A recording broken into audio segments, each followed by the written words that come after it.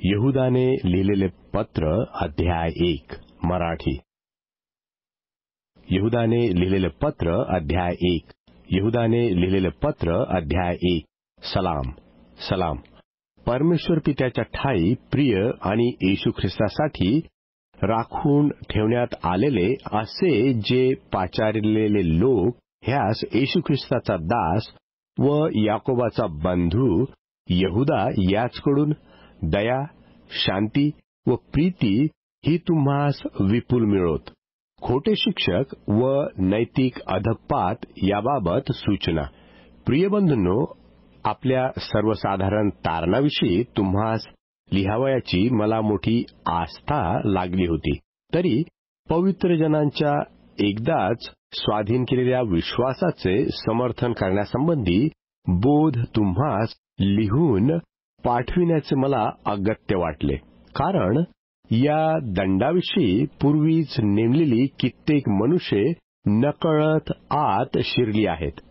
ती अभक्तीने वागणारी मनुष्ये आपल्या परमेश्वराची कृपा पालटून तिला कामातुरपणाचे स्वरूप आणतात आणि आपला एकच स्वामी व प्रभू येशू ख्रिस्त याला ते नाकारतात.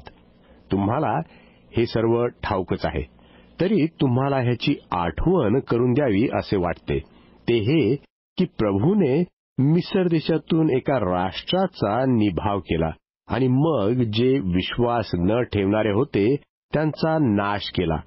ज्या स्वर्गदूतांनी आपले उच्च पद न राखता स्वस्थान सोडले त्यास त्याने सार्वकालिक बंधनात निबिड काळोखामध्ये महान दिवसाच्या न्यायाकरता राखून ठेवले. त्याप्रमाणेच सदोम व गमोरा आणि त्याच्या सभोवतालची नगरे ह्यांची त्यासारखे जारकम करून विजातीय अंगाशी संग केला.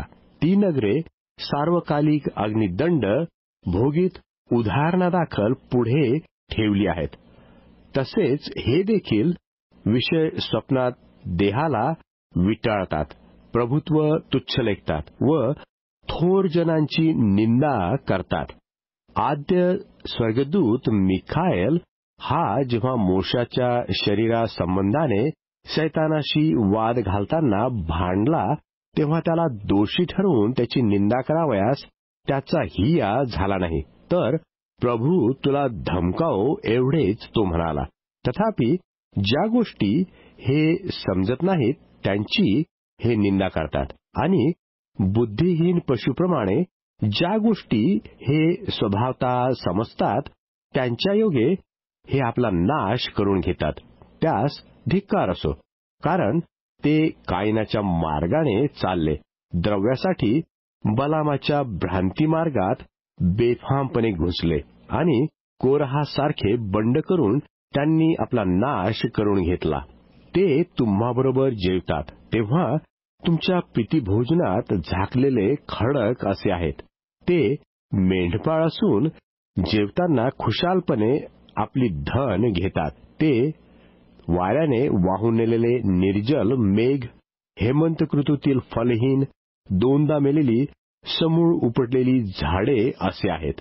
लज्जारूपी फेस दाखविणाऱ्या समुद्राच्या विक्राळ लाटा भ्रमण करणारे तारे असे ते आहेत. त्यासाठी निबिड काळोख सर्व काळ राखून ठेवला आहे.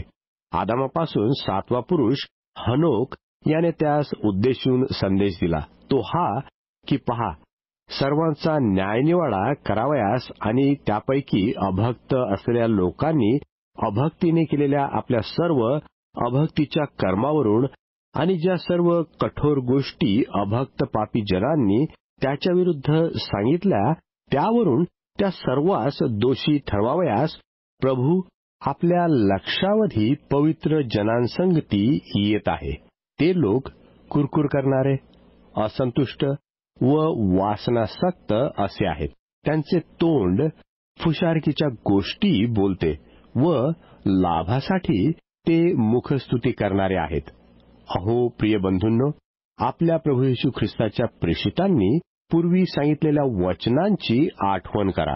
त्यांनी तुम्हास असे सांगितले की शेवटच्या काळी आपल्या अभक्तीच्या वासनाप्रमाणे चालणारी अशी थट्टेखोर माणसे उत्पन्न होतील, ती फूट पाडणारी, देहबुद्धीची, ज्यास आत्मा नाही अशी आहेत.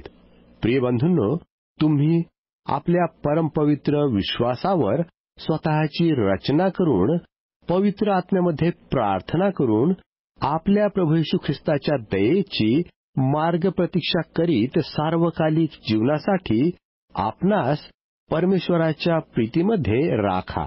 जे कित्येक संशयात आहेत त्याचवर दया करा. कित्येकास अग्नीतून ओढून काढून त्यांचे तारण करा आणि देहाने डागाळलेली वस्त्रे देखील द्वेष समजून भीतियुक्त वृत्तीने कित्येकावर दया करा.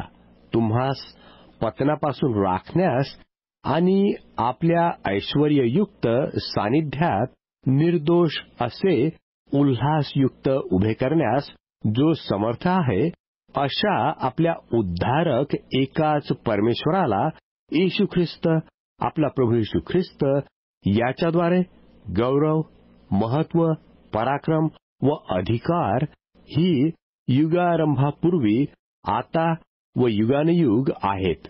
आमेन.